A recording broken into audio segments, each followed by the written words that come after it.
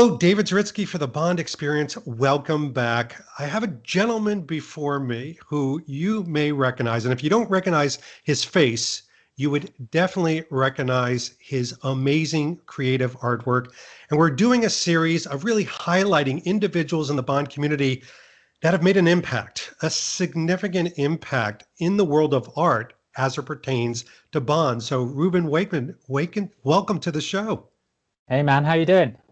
I'm doing great. I'm doing really good. By the way, I just complimented you on your background. Just a few toys, Good. right? Just a few toys. It's not quite as Zaritsky archive, but it's getting there. If I was to swing my laptop this way a bit more, you would see a whole load more of boxes of stuff. So yeah, it's kind of partially on display, but it's been in boxes for about 10 years Well, whilst I've been moving and stuff. So yeah.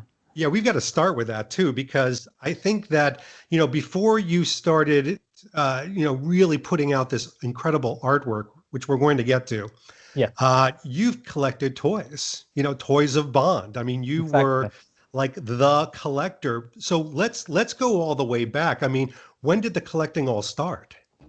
So probably around the time that GoldenEye came out in '95, a family friend gave me the vinyl, the gatefold vinyl of the Spy Who Loved Me soundtrack.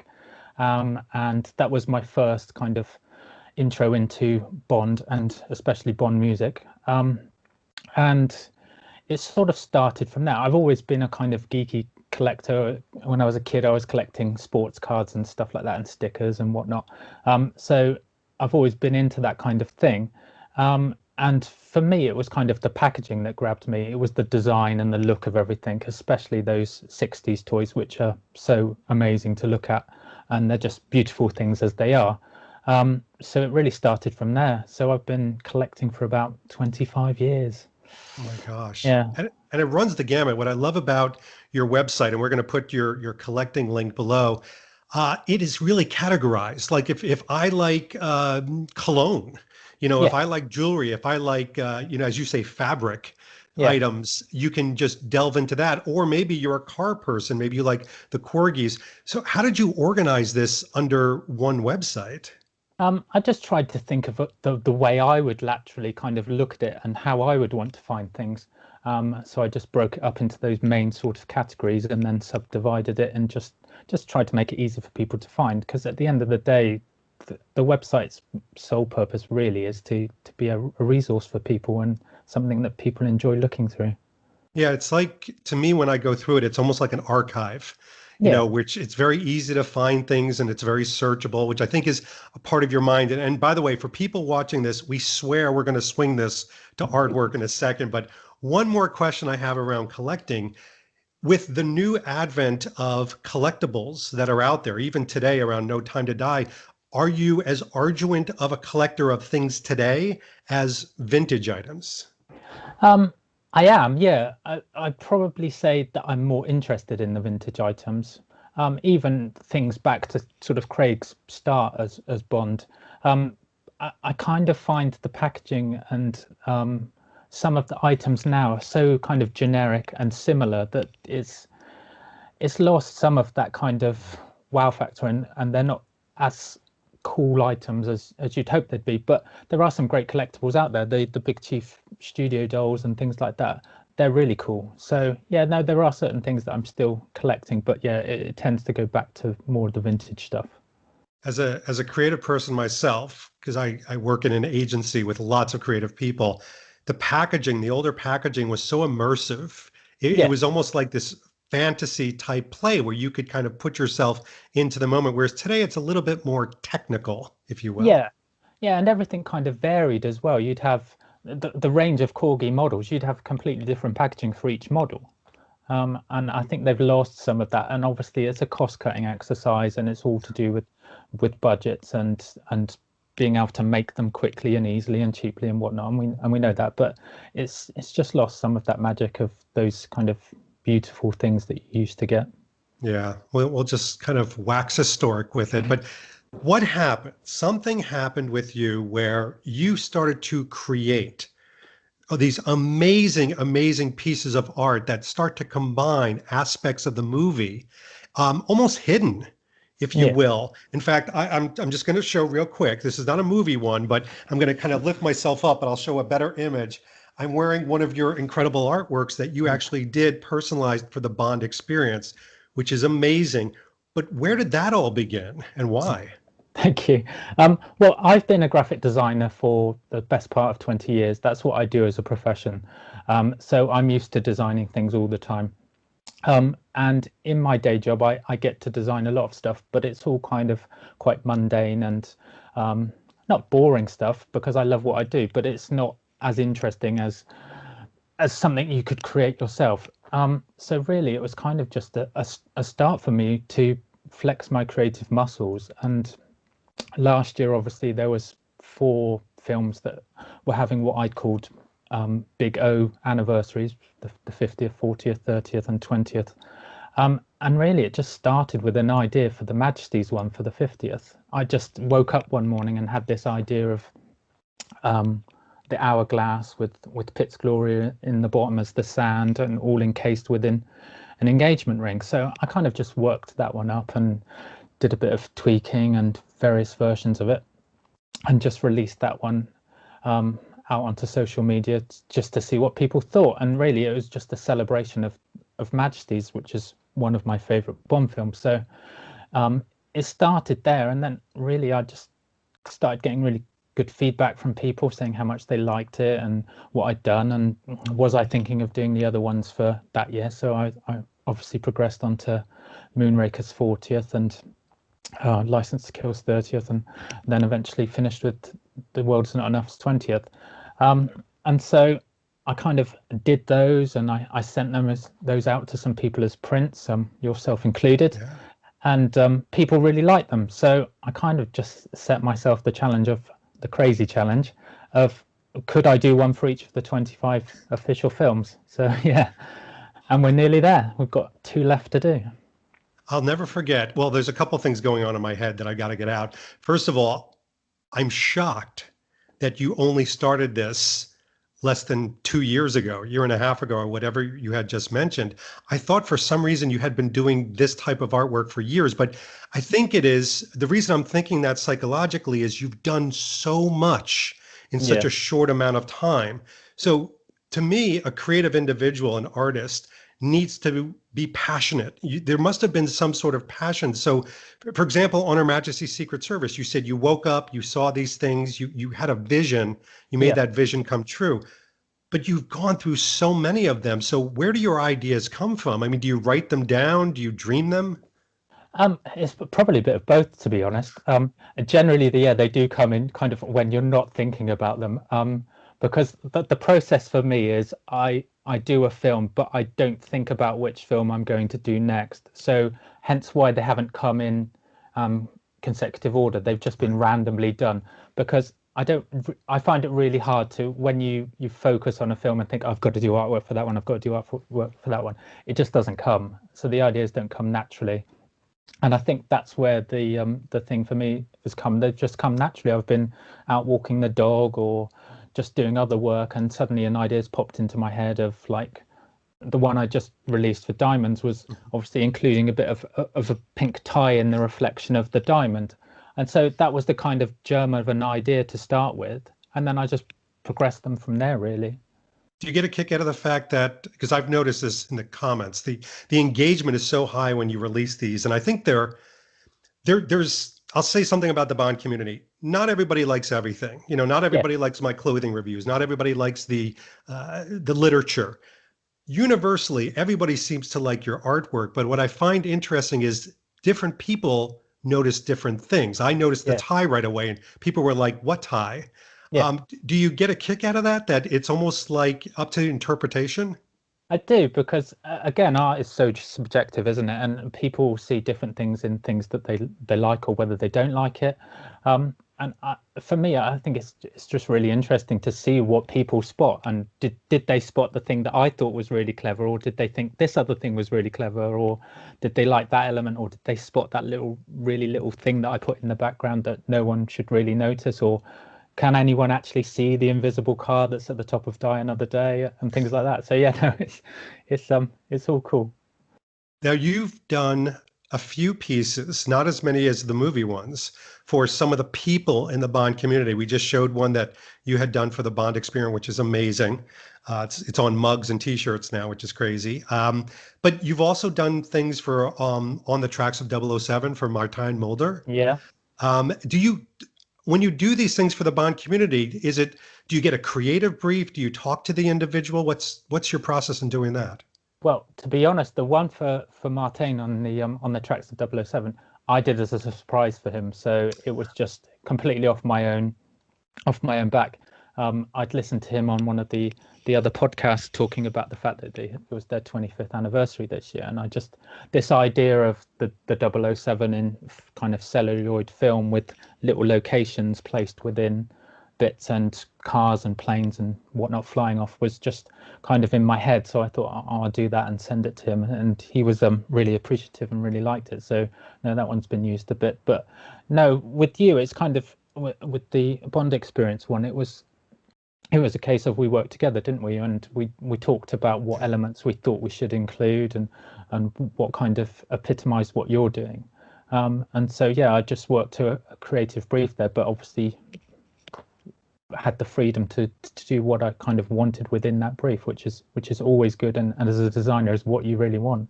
Yeah. Did you do other ones? Did you do one for Warren? Am I thinking incorrectly?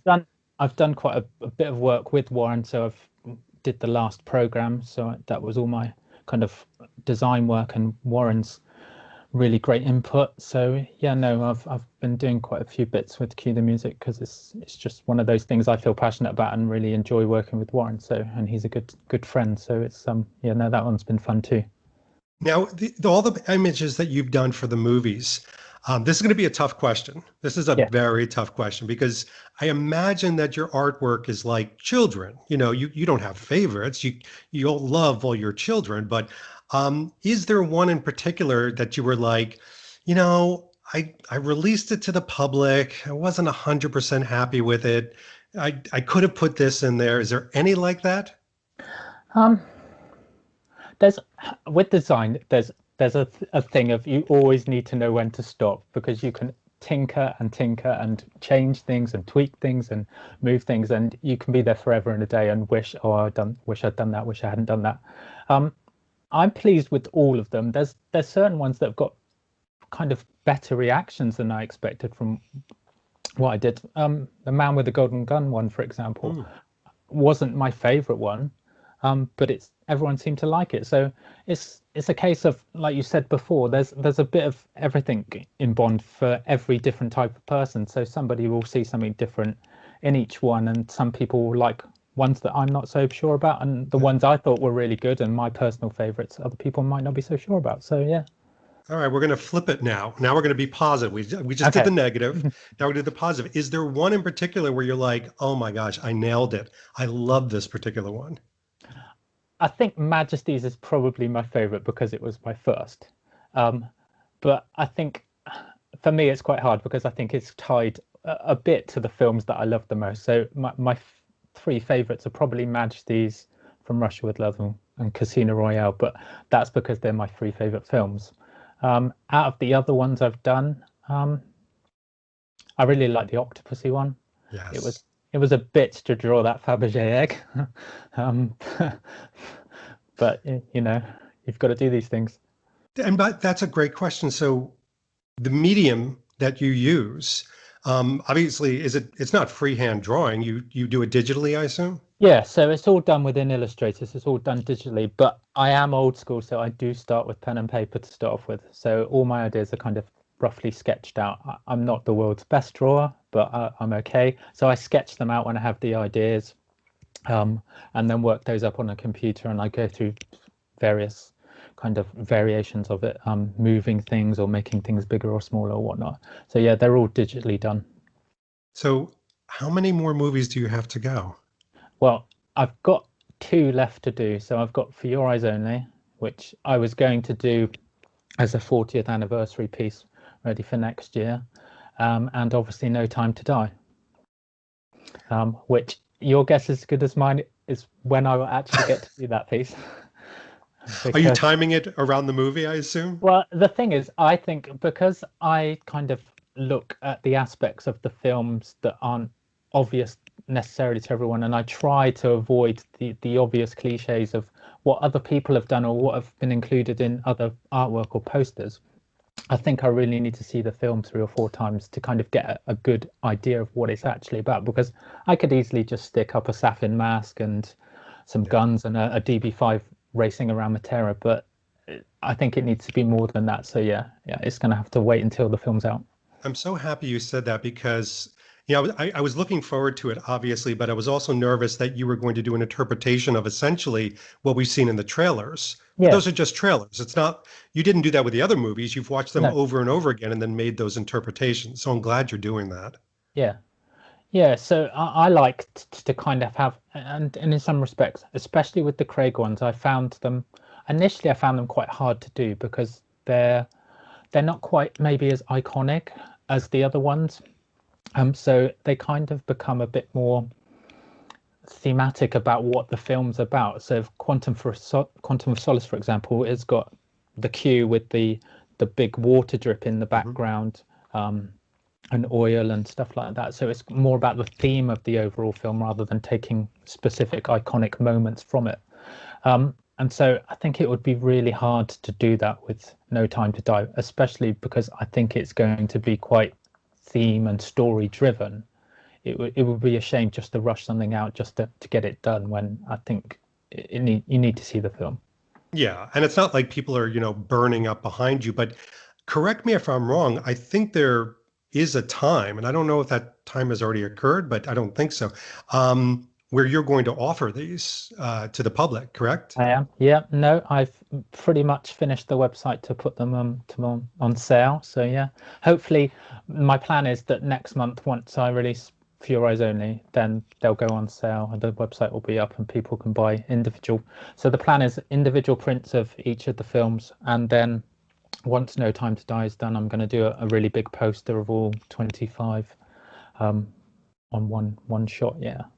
That's going to be amazing. I honestly, I can't wait for that. I've got several of your pieces here and they're beautiful. And you also put them on very nice stock. I mean, Yeah. you obviously take a lot of pride in that. Will it be similar, of similar nature, Yeah, basically? no, so they're basically going to be the same size and the same sort of stock. Yeah, so I didn't want to put out something that just looked flimsy and naff. So no, it's going to be what you pay is what you get in a good piece of artwork, hopefully. Can't wait. We'll update this with all the links and everything too when the time comes. All right, I'm gonna turn the questioning a little bit because at the heart of it, I mean, I've known you for years. You are a huge Bond fan. Yes, you're a collector, you're a designer. We know what you do for a living now. We know where your inspiration comes from. You're an artist. I'm gonna put that aside and squarely look at you as a Bond fan, but also in the mind of graphic design. What do you think about the posters and some of the design for No Time to Die? What's your opinion? I knew you were going to ask this question. Um, Sorry. it's all right. It's all right. I'm prepared. Um, I don't like to criticize other people's work because I know that creativity goes into everything that's done, and someone's put time and effort and thought into all of those things. But and also I am aware that in this process, especially for film posters, is quite a bit of design by committee, which is always a hard thing to do when you've got people putting in input and what may be the designer's strongest idea doesn't actually get used. So I know how it works, but I think they're not attention grabbing enough for me personally. I think they're okay, they're serviceable, but do they actually sell the wow factor of a new Bond film to me? Then probably not. I would like to see more included rather than just one photo of Craig doing something with No Time to Die stuck on it. But that's just my personal opinion, and I know people do like them, so that's cool. No, there are, and I agree with you. I think you hit upon something that you and I know because we're in the industry of design and creativity. But these things are made almost in a corporate mindset of Daniel Craig sells movies. So Yeah, let's make sure that we focus the image on Daniel Craig. He's also a producer, so he has a hand in what is shown, and there's a lot of focus on bringing him back. That being said, my favorite posters, and I see some of them kind of modeled into your collection there, tell a story, or Yeah, they give you a hint of a story. And to me, an image of just an individual is not a story. no, Even if they're making a face, even if they're holding something, it's not a story. It's a character profile, and that's fine. But I want my Bond posters to set up the excitement, almost like Star Wars posters do, where you yeah, see how all these characters come together and which one's more focused. And is that an explosion over there? And is that a building? And ooh, look at that car. I've never seen that before. And it turns this 52-year-old mindset into a 10-year-old exactly. mindset. And I just don't find the new posters do that. No, I completely agree, and I think that's you've kind of said exactly what I think is it's just those elements. They need to bring in more elements, and I get the argument that some people say that that they work because we're all used to seeing things digitally now, so we're looking at little phones or screens or whatever, and so you've got to have something that works within a small space and is readable and legible in a small kind of area. And we're not used to walking down the street and seeing massive billboards of cinema posters Right. really anymore. But I think they just need to kind of find maybe a happy medium and have like they could easily have taken that photo of Craig and used just that as the digital version and then have an expanded version that's the poster with all the bits and pieces going on behind. And Yeah. they kind of did it with the IMAX one of him on the bike and whatnot, but I think that's the kind of closest we've got to an action poster that we're used to, but I still think it lacks some of the other elements. Yeah. And I think I like the one that they put, I'm sure you saw it, on the front of the calendar. Yeah, I thought that particular one, if that was the final poster, I'd say, ah, there we go. yeah, It's that kind of juxtaposition. And what's interesting about what you said, if you look at that on a phone, you do see mostly Craig in his outline, and you can yeah, kind of make out the other characters. Then you blow it up and you see that there's so much more. yeah. And I think also as well, we've got to, especially for this one, we've got to bear in mind that they've gone through one marketing campaign and they've gone, brakes on, wait, right, Yeah. next marketing campaign. And so they've had to bring out something new. And whether the stuff that they brought out that's new is better than that poster especially, I don't think it is. But they've had to obviously do something to ramp up the marketing again. And hopefully this will be the last time they have to ramp up the marketing and we don't get another delay and they have to go through phase 3. But yeah, it's difficult and I understand the problems that they've had Yeah, with this film in absolutely. particular. Well, yeah, and you understand it. You're in the industry, so you can commiserate. All right, Ruben, last Yeah, question, and it's a little bit of a fun, creative game that we've been playing, and that is every Bond fan, especially the creative ones, seem to have a fantasy, and your fantasy may be to be officially aligned with the Bond franchise, doing what you do and love, but with the Bond franchise. But do you have a fantasy where you take your passion and it becomes a little bit more authorized? Olga Krylenko, am I allowed to say that? Can I Yes, have her? it's your um, fantasy.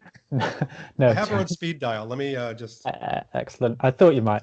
Um, no, joking aside, I think for me, obviously, the obvious answer would be to do a film poster, but I don't think my style kind of fits that profile. But I would really like to kind of amalgamate the two aspects of my life, so collecting and Bond fandom and design, um, and possibly do something packaging wise for a collectible, maybe a Hmm. range of Corgi toys or figures or something like that, and or even a book cover or something like that. Just kind of have something official that could go in my collection that's got my artwork on. That would be really cool and something I'd love to do. So yeah, Oh, that would be really great. I know that, and you know this because you're a collector.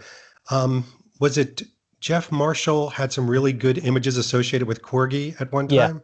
yeah, he did. Yeah, yeah. I mean, they So were no, something. phenomenal. They were so No, beautiful, and the exactly. packaging was as nice as what was in the package. Yeah, exactly. Yeah, his work is amazing. So yeah, something along those sort of lines would really inspire me to do. Yeah, Okay, so everybody out there, Factory Entertainment, Corgi, Funko, all those companies, go see this guy. We yeah. have his contact information. Yeah, please do. Yeah. Absolutely. And Olga, please stop ignoring his emails. Yeah, He's please. not stalking you. Reuben, listen, thank you so much for spending time with us. This is great. We've been popping up your artwork left and right, but I'm a huge, huge fan. So thank you for coming on and shedding some light on your creativity and process. This was great. No, thank you. It's been a real pleasure, and it's always nice to talk to you. So I really appreciate you having me on. Absolutely. Been David Zaritsky for the Bond Experience. We'll see you real soon. Take care. Thanks for watching this episode. If you want to be up on the latest from the Bond Experience, just click on this subscribe and subscribe to our channel. You're going to get all the latest and greatest information, plus some exclusive content. And by the way, speaking of content, here's something especially for you, just because we know you. Talk to you soon.